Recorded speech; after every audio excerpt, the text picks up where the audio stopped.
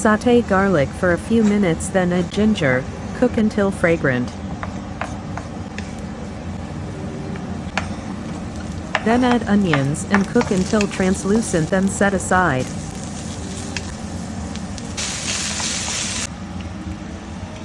Put oil in the same pan and cook the sliced and marinated chicken gizzards until a little brown.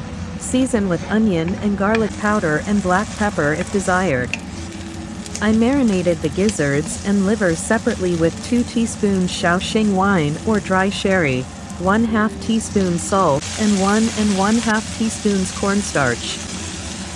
Season the chicken liver with onion and garlic powder and black pepper. Cook until the livers are cooked through, golden brown and no blood seeping out but still pink. Cook the livers in batches without overlapping so it doesn't steams and browns nicely. When all the livers are cooked, put back the onion mixture, gizzards, livers, bell peppers and sliced jalapenos into the pan. Season with salt and black pepper.